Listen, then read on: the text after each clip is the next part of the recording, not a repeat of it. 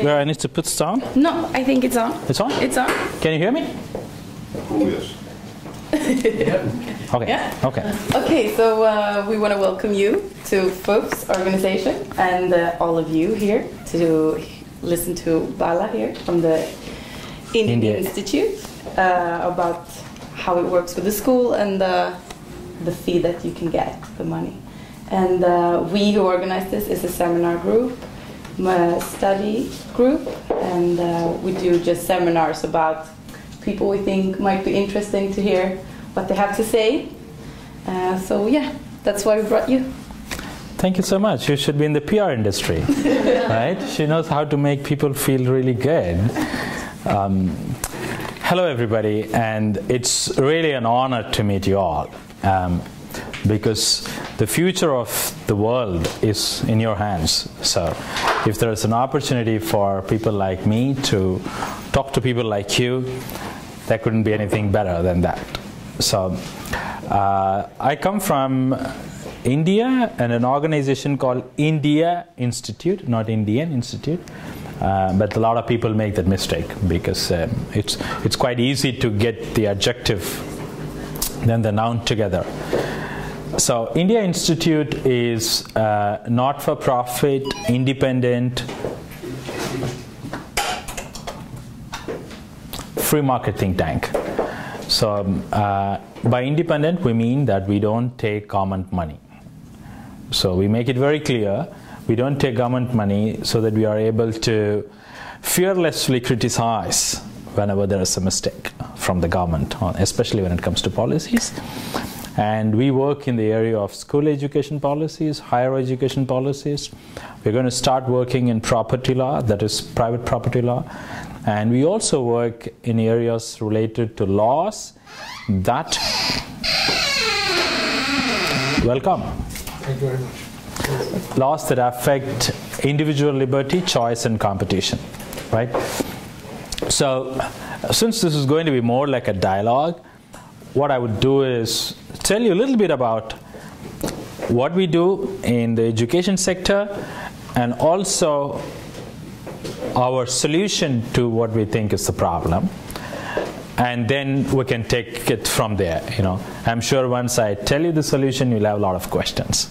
And then that would be much easier to proceed. Is it okay? Okay. So what do you think is the single most distressing problem in the education sector in any country that you know of? In any country that you know of. What do you think is the single most distressing problem? Your country, your friend's country, your aunt's country, aliens, anywhere. As long as you have some idea, what do you think it is? It could be wrong and it could be right. All of you will be right. So just speak up. Children not learning. Children not learning. This sums the whole thing up, right? Children are not learning. Okay. Anybody wants to expand on it and say why children are not learning? Okay, let's add to that. Okay. Not learning because the school doesn't work. Okay. And the next one, the school doesn't work because the teachers don't come. Okay. So we don't have teachers, we don't have schools that work, and so we don't have the children learning. Any other problem? Can there be any problem other than the fact that the teachers are not coming? The material, maybe they don't have books. Maybe they don't have books. Maybe the teachers are not educated enough. Okay, the teachers are coming, but not educated enough. Fantastic. Just speak. Locations? Well, no school's house or just no place for it? No? No place to have school. But yeah. Infrastructure. There's no infrastructure. There are no buildings, right? All of that is right. So if we have to really prioritize what is the biggest problem in the education sector, I think we will not be able to do it because that there are no schools is as significant and important as there are no teachers. And if there are teachers, that they are not educated enough is as significant as they're showing up. And if they were educated and showing up, still the children are not learning is as important. This is a problem that most countries are grappling with today. I'm yet to come across one country that says, oh, we have solved this problem, including Finland, which everybody thinks is doing well, but Finland people are not so happy about it. They think, no, something is wrong, we're going down, we need to figure out what's happening. So, if all of these problems are equally important, is it possible to just focus on one and then have a solution for that, solve that, then go to the next, solve that, then go to the next? Is it possible to do that? It is. Okay. Why are we not doing like that? Is it happening in Sweden? Or your politicians saying, okay, we are going to first solve this problem, that there are schools in the suburbs that don't have great infrastructure. First, in the next 5 years, we will solve all the infrastructure problems. And then we will look at learning levels. Do they say that? Why not?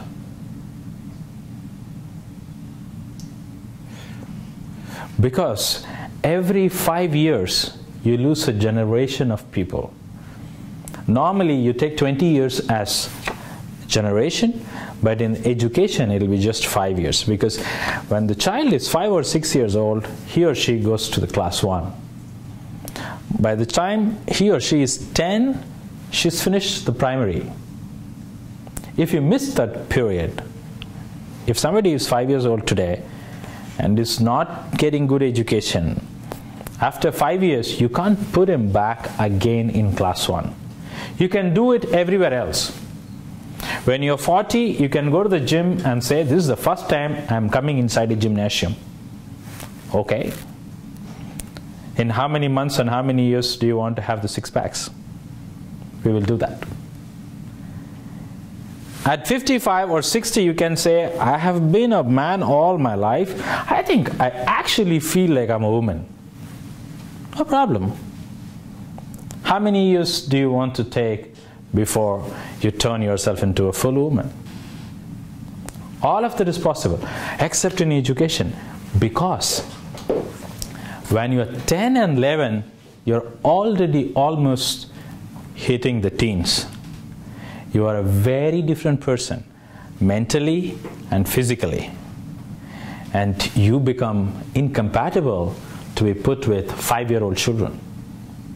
That means every 5 years is important for us.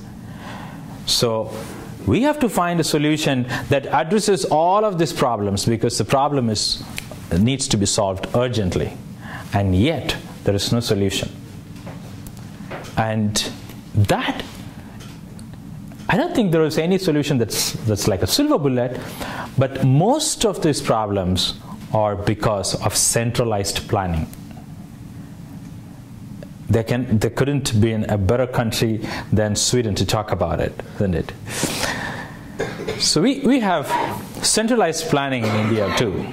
So some set of bureaucrats decide where a school must be and how many teachers should be there, what should be their qualification, how much they should learn, how much the children should learn, what should be the age of the children when they go to a particular class, and when we should test them.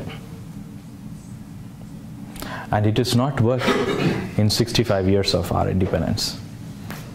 They decide that the teachers should be trained with a degree in education. We have what is called the teacher eligibility test. Every year, for the last 3 years they've been taking. You will be surprised. The test actually is passed by an average of 10% of the teachers. So with all this central planning and ensuring that you will have your training, only 10% of our teachers pass the test. And then we say, yeah. Can I ask a question? Please. The test, is this obligation to teach? Do you have to pass it? A test, that's a good question actually. The test actually has 3 components. Arithmetic, language of your choice. We are a huge country with several languages. Language of your choice, and child pedagogy. So child pedagogy is basically, it's going to be, how you teach a child. So psychology, the mind, cognitive skills, and all of those things. Assuming a teacher has absolutely no idea how to treat a child, but he knows basic arithmetic and 1 language, he will still pass. Because 60% is the pass marks and 66% covers basic arithmetic and basic language of any language of your choice, and you fail in it. Yeah. Even if it's your first language, it's not like a second language that you teach. It's Any language of your choice. You don't have to be teaching that language, ma'am. Any language of your choice. I could be an English teacher, but choose to take the test in Hindi because this is what I want to prove myself in, and fail miserably. Right? We've been talking about infrastructure. The government says a school should have 1, 2, 3, 4, 5 things. But in the middle of Delhi, you can have what we call a tent school. You know what a tent is, right? A tent school. The roof is a tent. And there are schools in the capital city which don't have toilets or drinking water. We have people-teacher ratio, and yet 1/3 of our teachers don't show up in government schools. So in spite of all of this central planning, nothing has worked. So that makes us to wonder whether the problem is actually the planning itself. Because none of the efforts have borne fruit. And it makes sense to ask that question, because who is the final user, end user of the service? The child, and through the child, the parent. How many of them are there? In our country, hundreds of millions. If hundreds of millions of people are going to be using a service, is it or is it not rational to let those people decide what is good quality for them when they get it, and put in their hands the power to reject or accept a service? That'll be far better, isn't it?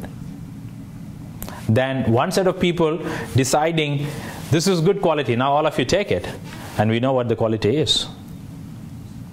Instead, if you give the power to the parent to say, hey, I don't like your school because this is how you're teaching, I'm going to pull my child out of the school and put him or her in this school.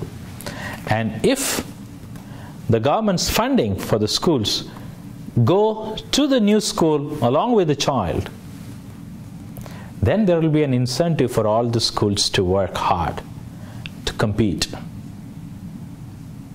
Because they need to keep minimum number of children to survive. We call this accountability.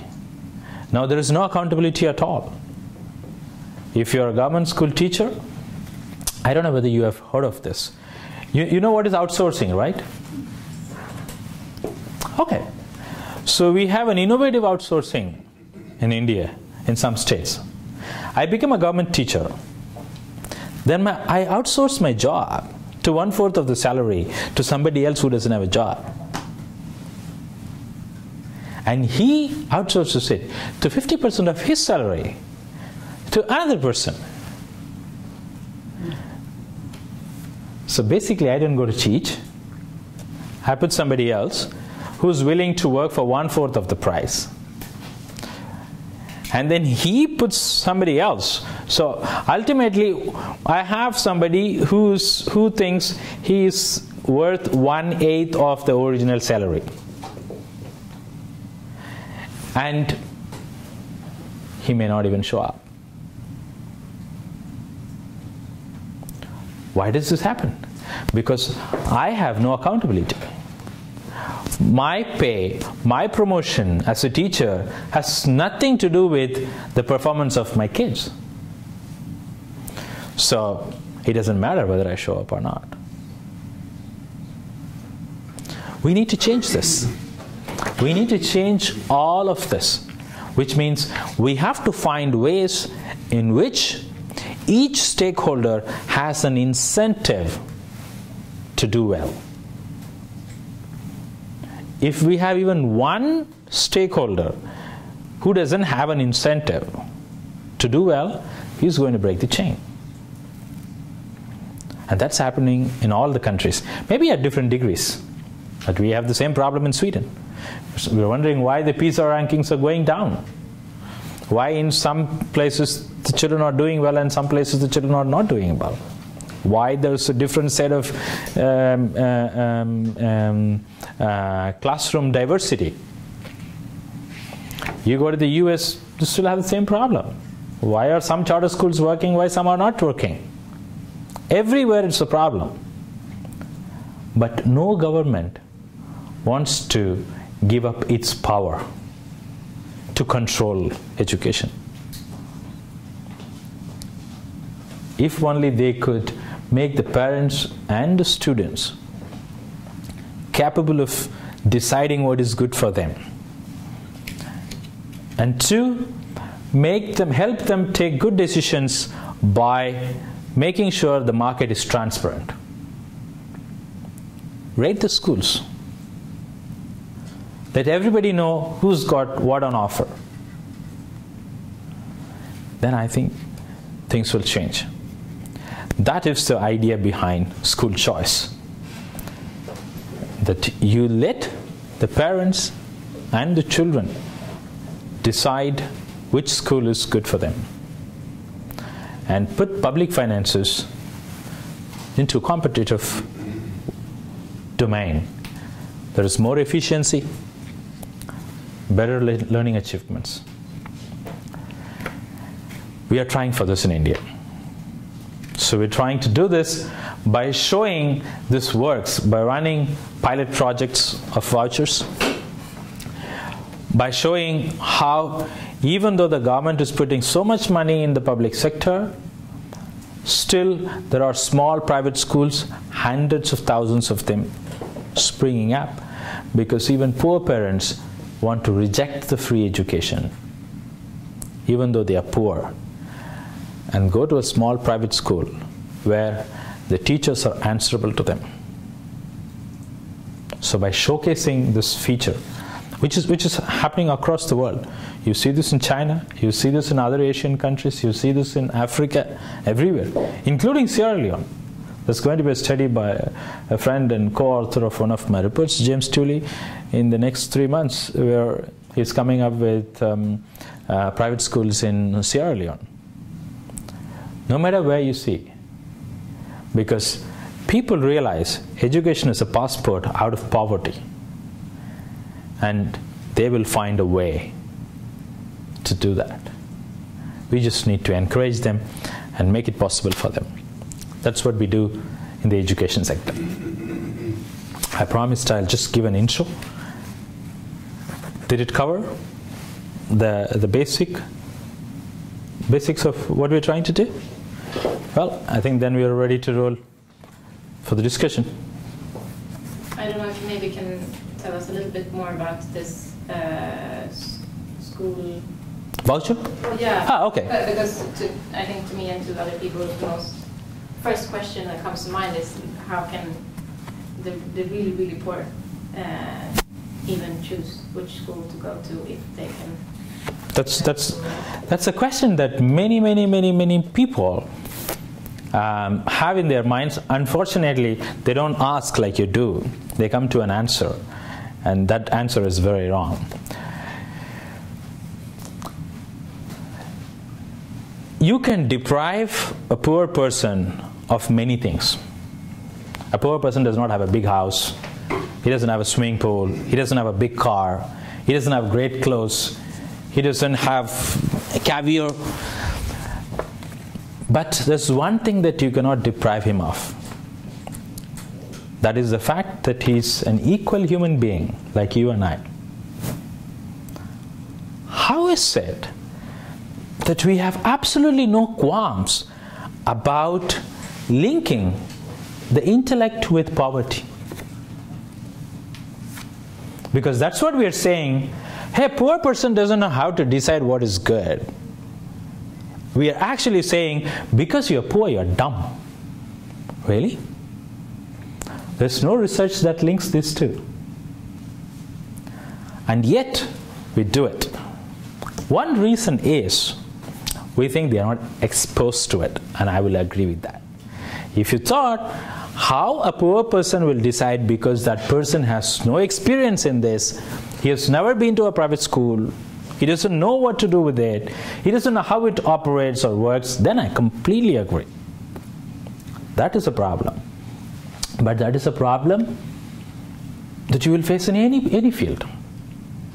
Let's say you decide to gift a car to a poor person, and so choose your car. That person will have difficulty because he never thought of a car before. He goes mad. Which car should I take?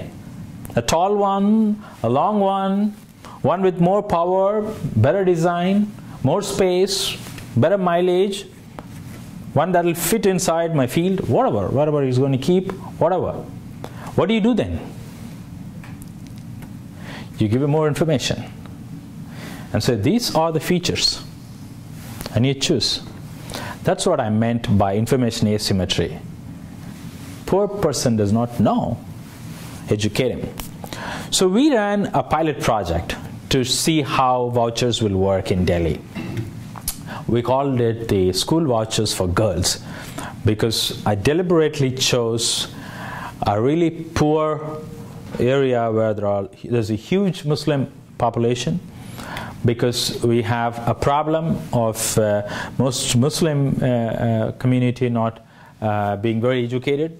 So, and also there is a bias against sending girl children to school, so that if there's an experiment, let the girl kids benefit from it. So we gave 400 children the option to go to a private school of their choice from a state-run school. So in India, most of the state-run schools are in regional medium language, and most of the private schools, even small private schools, are English medium. And people want to learn and go to English medium because then it creates employment and all the other things. This project targeted, as I said, really poor families. So the parents were most of the times illiterate, forget not knowing, they can't read and write. So what I did was create what is called a parents' handbook. We had 55 schools in the project who had agreed to participate in this, who would take the voucher money that we give and give admission to these children. And in the parents' handbook, we put all the features and all the qualities and characteristics and what is on offer in each school. Whether the school is recognized by the government, whether the school is only for boys or only for girls or co-education, whether the school is up to class 5 or 8 or 10, whether the school has separate toilets for boys and girls or common toilets, whether there's a library, all of those things. And what was interesting was these people would take these handbooks to their employers, because most of the mothers were working as maidservants in homes. And they will choose for them, talk with them, and color code it. And they will bring to us and say, my employer says I should go for this color because it's closer to my house, because it says the address, and that mine is a girl child, so she should have a separate toilet, she's going to grow up, blah, blah, blah, blah. So I want in these 3-4 schools. You see that? How very poor people not educated, not literate, actually making a good choice once you provide them with the information that is necessary to make an informed choice. And they didn't stop there. 30 of them got together and went to a school and bargained for more facilities. Because now we are 30 people. We are all coming to just one school. So much money coming to you. So we want special classes for our kids because our kids are coming from a government school. And we want 3, 4 other, and the school is okay. So these are the people who would have 2 weeks before that event been intimidated by the sight of a private school. And now they were standing there and bargaining for more features. And that happens everywhere. No matter what the choice is. Plus, how is anybody who's more educated better equipped to decide what is good for some other human being? Because just like in buying anything else, in choosing a school, there are several factors. You have the distance, you have the discipline, you have the curriculum, you have the approach, you have boys, girls, co-education in our country. Then we have availability of a canteen, because some people have lunch, some people are not able to take lunch, transport facility, all of this. How do you choose which ones to give importance to? You would choose based on your needs. There's a study by a Yale professor that says that with the increase in the distance between the school and the home, dropout rates among children increase. Which means if the child has to walk a long distance every day, after some time she just drops out. So this one parent could be interested in saying, I don't mind if it's not great quality, but it should be close by. Some other parent might say, no, I'm going to give you a cycle, you can go there. It's important to have a good quality. So the aspiration level, the socioeconomic condition of the family, in a lot of families where there are teenage girl children, they might not ask the girl children to continue the studies because they have siblings to take care of. You know, both the parents are working and there is a child at home, somebody has to take care of the child. So they will just stop the education of the elder girl and say, hey, older girl, and say, take care of this child. So there are several aspects. It's only each person who can make the choice. What should be the combination of factors that I should choose? So I agree that there is information asymmetry. We need to fix that. But it will be wrong to assume that if somebody is poor, that person will also be intellectually deficient. And nothing ever gives anybody the right to choose for anybody else. I'm very glad that you asked that question, because that's a very, very important thing. Most experts mention that as a drawback in the system, because poor people won't know how to choose. But they choose your prime minister. Yeah. I meant more like, are you then going to hand out vouchers to everyone who is poor and who is poor? Oh, okay. If it were in my hands, I would. We are fighting for it, right? Actually, in that sense, Sweden presents a better system, which is universal vouchers, right? Everybody gets a voucher, irrespective of what kind of economic background you come from. So, my recommendation would be universal vouchers. That'll be better. With, of course, more competition, which Sweden does not allow. So once you have a private school, then they don't allow other private schools to come up, which means you're killing competition, which means if I own a private school, I have no incentive to do well.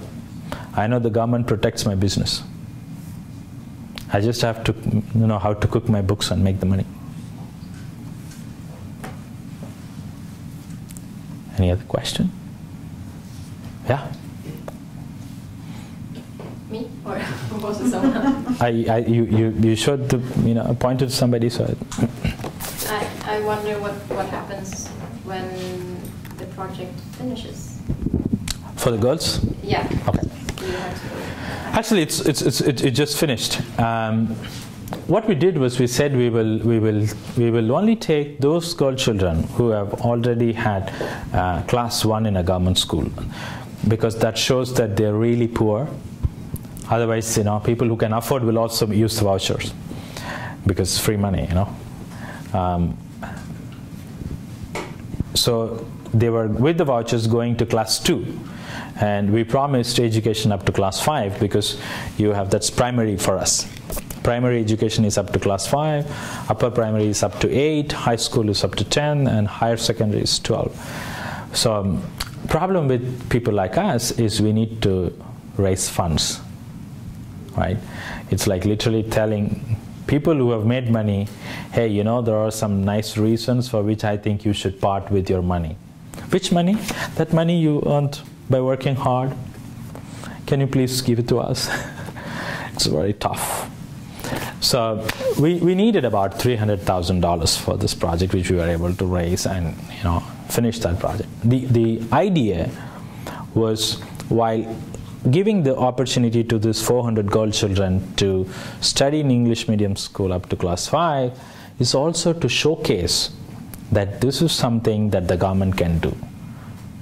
So such projects we call pilot projects. We pilot an idea and show, see, you can do it like this, so that there is a working model for the government.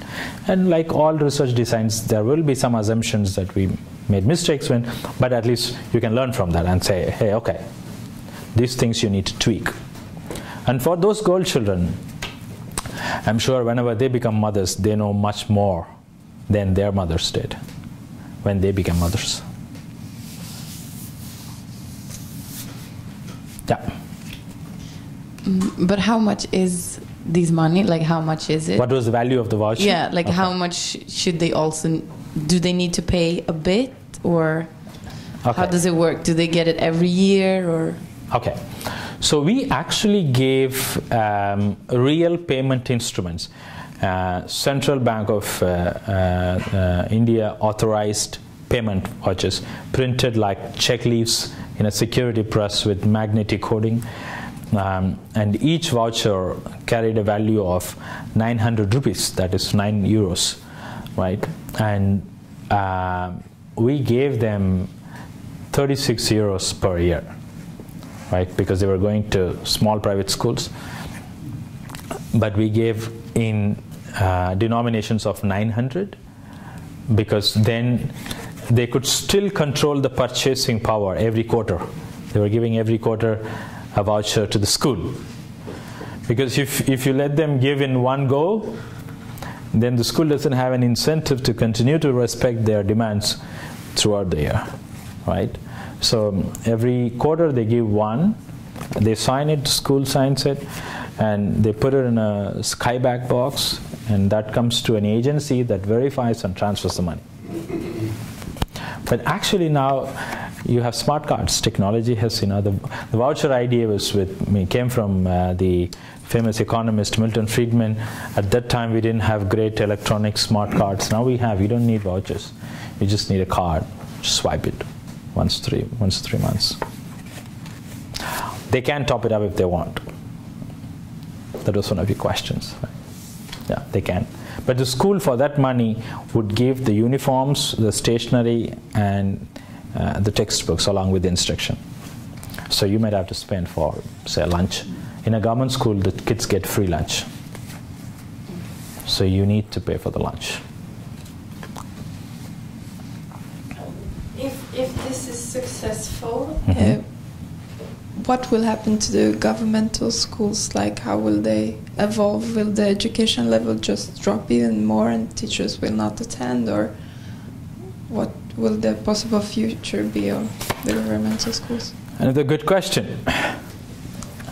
Actually, the idea is both the private and the public schools will have to fund themselves through the vouchers, which means there will be competition between the private and the public schools and among the public schools, so that there is better quality. If we are able to route the funds for public schools through vouchers, and if we are able to link the performance of the teachers with their pay, if we do these two, I think even public schools will start doing better. You have half of that in Sweden. The other half is missing. So there is no incentive. You have teacher union. We also have teacher union. And I used to be a teacher too. If the children are not doing well, the teachers don't have to worry. Their pay is still intact. In any other work, you would be pulled up and asked, hey, why is it? In this work, that's not the case.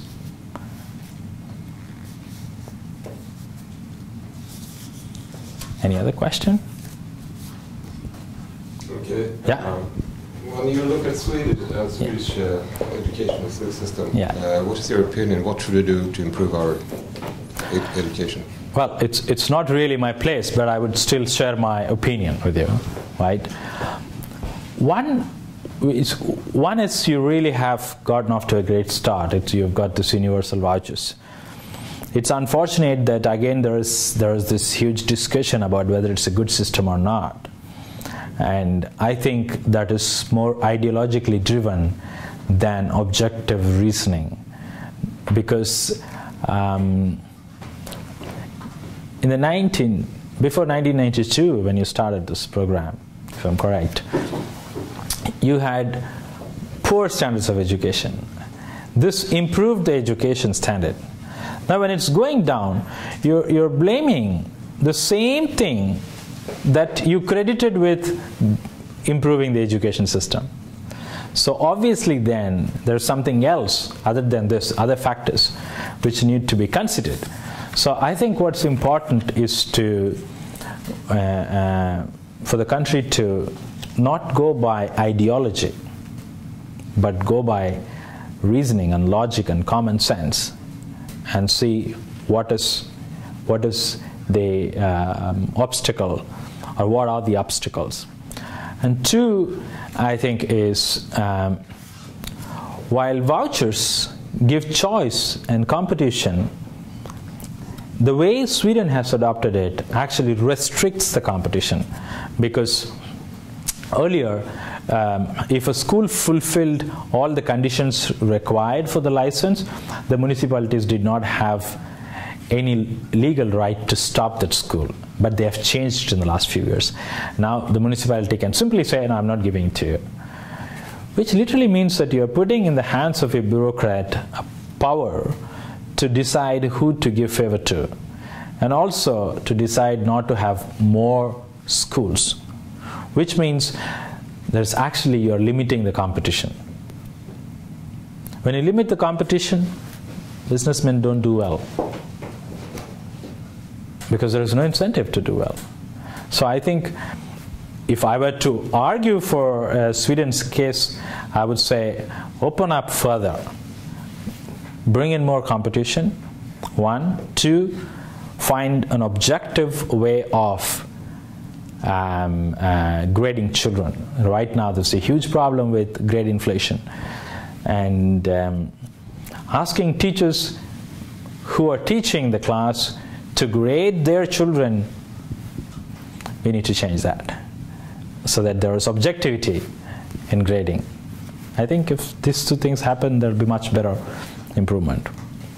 As I said, you're in a much better position to talk about it than I do. I was just sharing my opinion as an expert.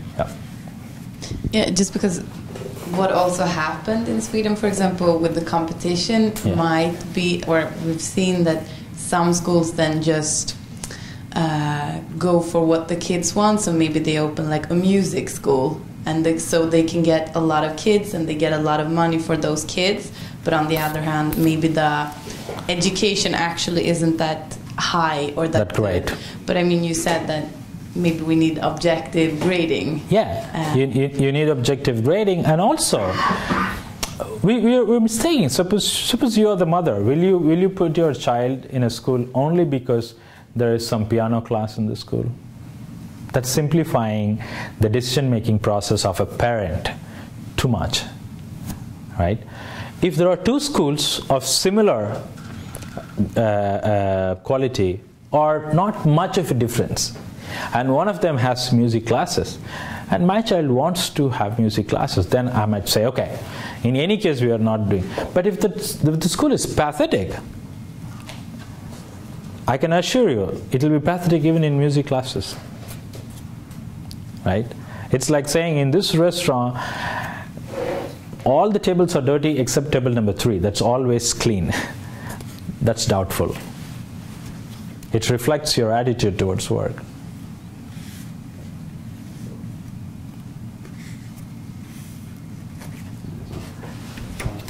Has there been any political response to the pilot project in Delhi? How have politicians reacted to the project? I think it's very easy to guess, right? They don't like this kind of intervention because governments don't like to lose control. And education is a huge sector to lose control in by deregulation and privatizing. So one criticism I face generally is it's a Western idea, you know. It's Milton Friedman's idea. It's not meant for us. That's one. Two is what the lady here said. They said we are not ready for it because our people are not educated, and you know, but they are educated enough to choose. You didn't mean that. No. Okay. All right. I understood it that way. Sorry. And then the third thing is, as one minister put it, he said we might have really poor Indian-made cars, but we still have drivers for it. You're asking me to introduce new foreign-made cars, and we don't have drivers for it. What it really means is the bureaucrats are not ready for change. They don't want to change. Change means work. Everything is set in autopilot. Why change anything, right? Their kids are not going to suffer in any manner, right? So these are the things that I face. But I think that will change soon, especially because of what capitalist technologies are doing. It's breaking barriers. Today, you really are not dependent just on your professors, right? What do? Ask the magician called Google. He gives you answers. You don't understand your maths class, you don't go to tuitions, you go to Khan Academy. In my own office, somebody is not doing well. I review, every 6 months we have a review and say, hey, your quant is not good. You know what? I think you should take the John Hopkins Statistics 1. It's free. What happened suddenly to the people-teacher ratio? Where we were talking about one teacher for every 15 or 20 children. Now one teacher for 100,000 students. It's working fine. We don't need any more the classroom size. It should be this big, the windows should be that big, you know, there should be a principal room. Excuse me, I'm inside my quilt and I'm doing my maths and it's working fine. So I think no matter what the governments want, very soon people will find a way to get what they want. And I'm very confident that technology will pave the way. Will break all of this. How many of you have taken any online courses? Do you know whether your teacher was trained? You know? Do you know, sir? You don't know. Do you know? You don't know. Well, I've taken courses. I don't know. I see whether the course is good. I see the curriculum. I see the syllabus and say, I want these things. Then I go to read the reviews. I don't care where he's got his certificate from. Have you ever seen some not very intelligent people, to put it politely, from Harvard or not? I have rejected some applications from Ivy Leagues. I don't know. Maybe you got a recommendation from one of the donors, isn't it? So I don't care where you get it from. But if there are 100 people saying, great course, great examples, easy to understand, good review of my homework, I want that course. I want that person's course. And in all probability, it was the TA who made the course. And the professor just learned his name. We don't know. Maybe some PhD student, because he wants his thesis done. So he says, okay, dude, I'm going to do this course for you. You know, I'm very good with computers. But as long as it's working, we're fine. So I think that is where the future is. Technology, like death, will be a great leveler. I just thought it was interesting you said that it was you're facing difficulty from the bureaucracy, because in the election of Narendra Modi, he's been presented in the West at least as a kind of neoliberal politician. So I get the impression that maybe things are changing in India and it is becoming more interested in liberal solutions. But maybe that's, as you say, maybe that's a few years into the future. It's just started, or yeah, actually. The term neoliberal is used very loosely. That aside, Modi is someone that we're all hoping would change things, right? But if you have to set priorities, reducing the hold of the bureaucracy on education will be the last on the agenda right now, because there are other things. And also, as you said, he's just come to power, right? So today we start the second parliamentary session under him. The first one was really brief for the budget, and one of the things on the agenda is repealing laws that have lost their validity, laws made centuries ago. So you see where we are starting? I didn't know there existed a law that said if you found a treasure valued more than 10 rupees, you had a legal duty to go and report it to the police. 10 rupees is 1/10 of a euro. So if I find 10 pence, I need to take it and give it to the police. While it's funny, if a policeman wants to harass you, he can use it, right? Because that's a law. So it's very important not to give that man that power. We have all kinds of laws. So there are 100 laws or so that we need to get immediately removed. So we're starting with that. And then there are laws that directly affect trade. Our factory productions, manufacturing has been really low. We need to fix that up. We need to see why that's happening. There are huge reforms that are necessary in the labor laws. They're working on that. And let's not forget that we have a huge teacher union. In our country, we have roughly about 1.5 million schools. So you can imagine the number of teachers. And they are not going to be very happy when you say, we are going to see how well you're doing from tomorrow. That's a tough one. But hopefully, things will change. I mean, that's the reason why we should keep fighting. Yeah. These teachers, they never been checked before. I mean, is there anything that I'm just surprised that they can get away with not showing up and doing bad result at all. Okay, so as per the new law in India after 2010, you really cannot detain a student for non-performance up to class 8. That's till when you are 13 years old.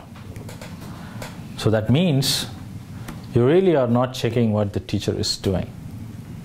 But when suddenly we have some independent agency that does evaluation, says, hey, class 5 kid is not able to read a class 2 text, that's when you know it. That's one. Two, yes, they get away with it even today. Because who would be able to question them? Some supervisor? The principal? The principal is also part of the party. Then you have a supervisor. How many bureaucrats can you have for how many teachers? You really can't go and check everyone. That's why it's important to empower the parents. Because right now, even when the parents go and protest, they don't care. They get lost. But if their salaries came or was dependent on the satisfaction of the parents, that's when they will respond. That's the reason why private school teachers show up. Because the school is interested in keeping the parents satisfied. And if the parents are not happy with the teacher, the school will fire them. But that's not the case. If you get a government job, it's very, very, very difficult to fire you. Is it the case in Sweden? You get a government job, difficult to fire you?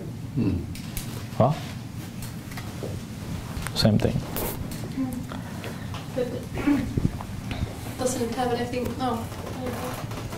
Doesn't it have anything to do with the differences between the salaries for the government teachers and the private teachers?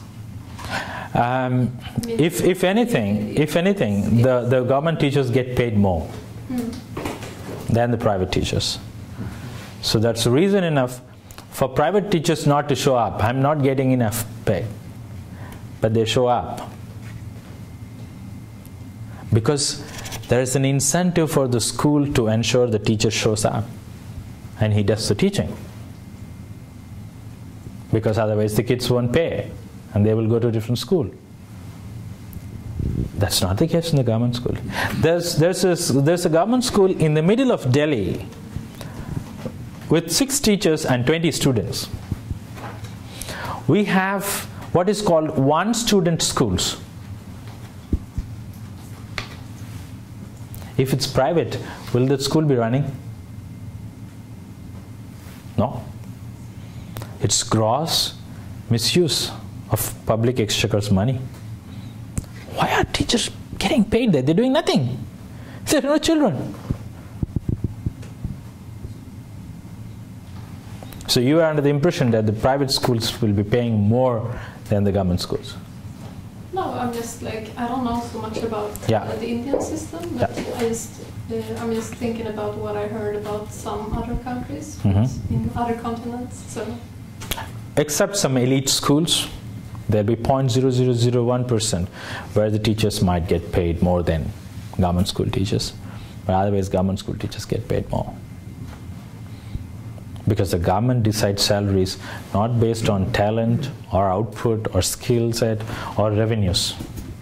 It decides salaries based on votes. So we have a commission called the salary commission, pay commission it is called. So once every 5-10 years we have a pay commission that will recommend how much you should increase the salary. A justification for that is inflation. Every year there's inflation, there should. But ideally what you should do is check with the revenues, right?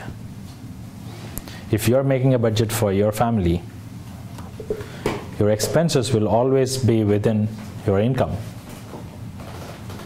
But the government doesn't have to do that. It will first decide the expenses. And if there is shortage, it will borrow. That's the problem. Any other questions? Okay, I didn't get your name, sir. Uno Winblad. Uno? Ja, kan call me Uno. Ja. Uno, okay. You know who know? I'm sorry. So he went to some government school in Rajasthan 20 years ago in India. And this was a classroom.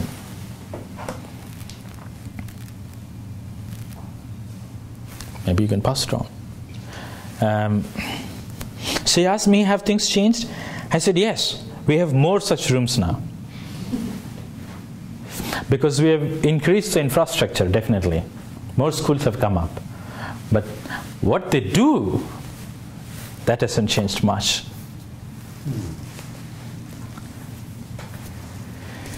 It's quite possible. Why don't you tell them the inscription on the wall?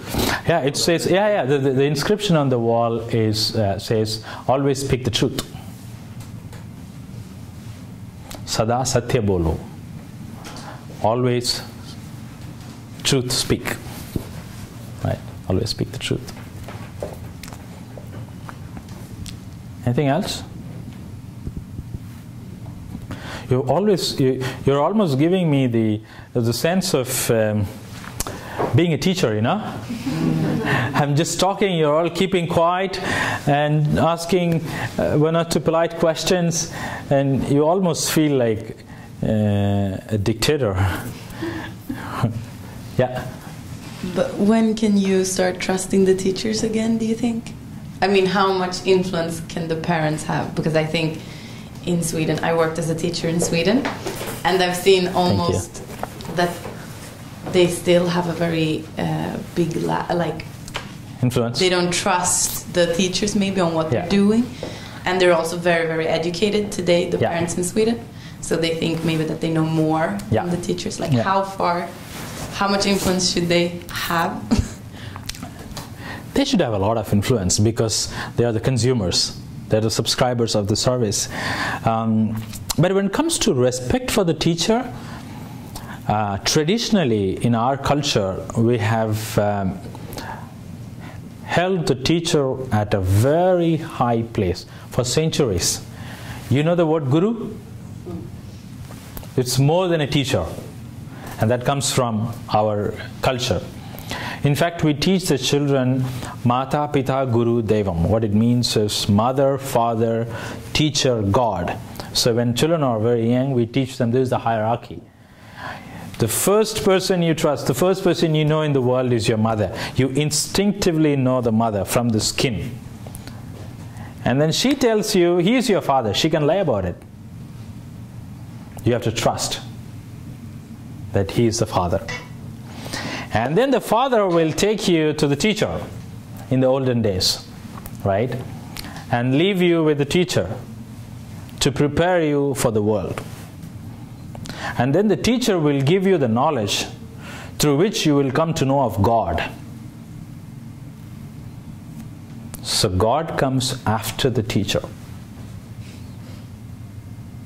That's how much cultural premium we put on teachers. What's embarrassing for me? I was teaching at a college when I was 21. So my students were almost of my age, right? 20, something like that. And they would see me in the market and immediately they would touch my feet. Have you seen in any Hindi movies? Have you seen Bollywood movies? Yeah? No? Okay. If you see, you will see maybe the girl is taking the boy to her house and the boy is touching the feet of the parents, you know. So elders, we touch the feet. It's showing like, I'm flat in front of you. So I would get students to do that, and you can imagine what it is like in a marketplace, right? Someone of your age touching your feet. And you're like, don't do this, I don't want to talk to you, I don't want to see you. Sir, Guru hai aap. You know, you are my Guru. So that is the amount of trust we put in. I wouldn't say trust, that's the amount of respect we put in. But we don't have trust. Because we know they're not doing a good job. How much trust there should be and how much influence there should be, I think there should be a lot of influence. Having said that, if you're a good teacher, I'm sure you would have known that parents instinctively know you're a good teacher. And they appreciate and like you. It will show. It will show in your observations that you write about the child. Whether you have done it like a robo or you have put in thought. It will show when you write comments. It will show in the kind of exercises you give as homework. Whether you have thought about it, whether you have made it specifically for the child, or you just flipped it from some internet activities for subject-verb agreement. Oh, great. Okay, give it to everybody. It will show, and parents will know. Yeah?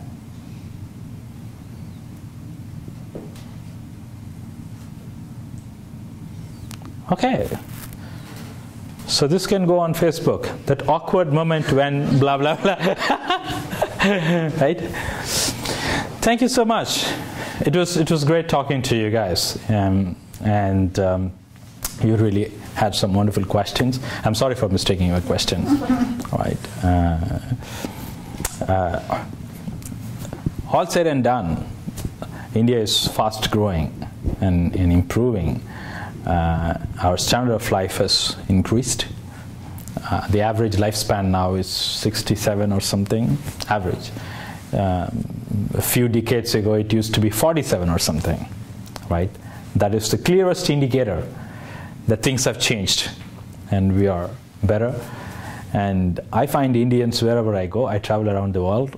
Wherever I go, I find Indians. Sometimes the pilot is an Indian, sometimes the policeman is an Indian, sometimes the doctor is an Indian, sometimes the chef is an Indian, and they're all doing well. And they have been able to get a job in a foreign country because they've been able to show that they are better than the local. Otherwise you don't get it unless you become a taxi driver, which also I find a lot. Right? So that shows that there are improvements, and we have a lot of engineers. Any guess how many engineers we produce every year?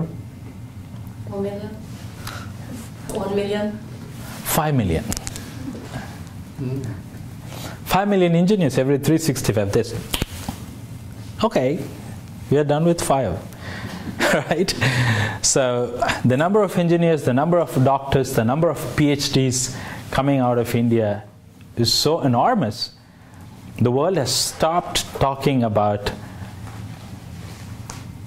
an aspect that used to be considered a huge problem for India: population. I remember several years ago visiting a university in Germany, and I was giving a similar talk to students.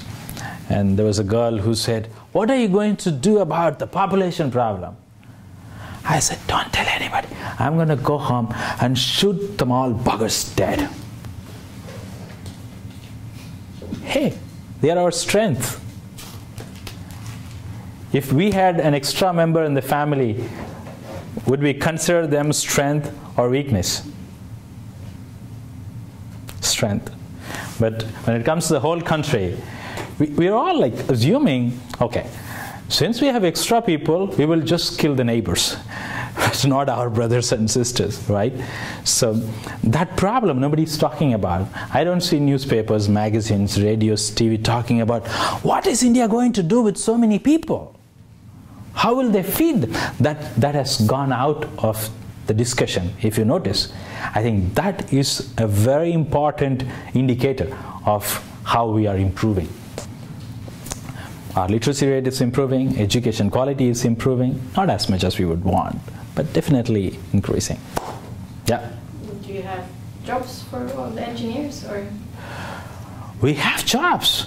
Actually, it's a good question, because there was a Citibank report that said that the quality of the graduates are not as much as we want. Therefore, we are not able to find people to take the jobs. So we have people, a lot of engineers who don't get engineers jobs and probably working as salesmen somewhere because they're not good enough. The quality is a question that comes into the dialogue. But otherwise, there are jobs. But they go out because you get paid more. Yeah, I find it. If the education in young years are so bad, how is it?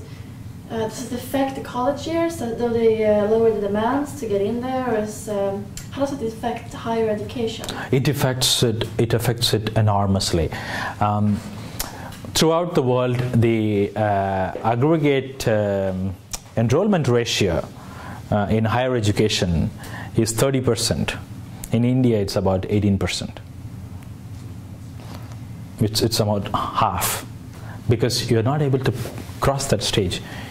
You're not able to get through college admissions because you're not able to clear an entrance examination, or you're not able to clear higher secondary school, right? So it affects very badly.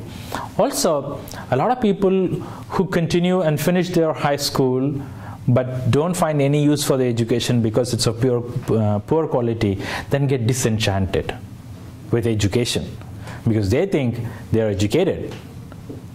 But as I said, the market thinks, no, you're not educated because I want you to have A, B, C, D, E skills, but you don't have those. So poor quality education affects like that. But since we are huge in number, we still have a lot of good quality people. But that's not how it should be, is my thing. Otherwise, we are improving. We are improving in science and technology. We are the largest, one of the largest markets, and we have jobs even for others. So after the 2008 thing, it was very fashionable for expats to be in India. A lot of people in sectors that you wouldn't imagine, journalism, because newspapers were folding up here. So they all wanted to be India correspondents. Because if you're an India correspondent, say if you're a Swedish person, you might get paid less, but you will still get a Swedish salary. And you will probably live there for 1/4 of their expenses in Delhi, right? And still have all the benefits of being a white person. And have fun. So a lot of people came there. So we still have a lot of people who come and settle. So we have jobs, but we need more. Probably 100 million more. Our numbers are always big. We don't talk in small numbers. Scale up. Has there been any other projects similar to your project? Yeah. You mean to say projects that we have done or other organizations? Yes, yes. Before starting the India Institute, I worked with another think tank. I was the National Director for School Choice Campaign there. So they continue to do the same thing. And there are a lot of public intellectuals who are for this. They write about it. So there are people.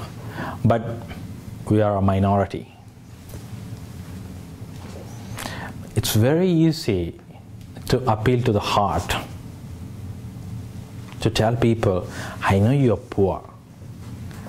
I'll make a school for you. It's easy than saying, hey, like the Australians would say, harden up, man. What's your responsibility? You're also part of it. Do it. It's tough. So when we try to do that, it's tough. But that cannot discourage us from doing what we think is right. Right? I was not born with this philosophy. It's not hereditary for me. It's not my surname. I would change it tomorrow if I find it wrong.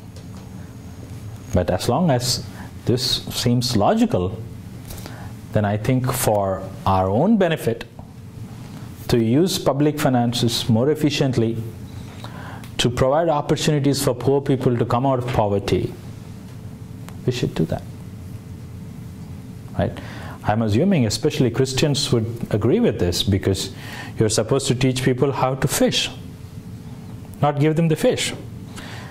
And yet, all the Christian nations are doing exactly the opposite, giving the fish.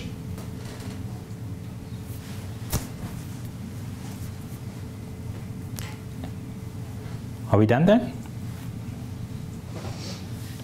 Okay, thank you so much. Thank you.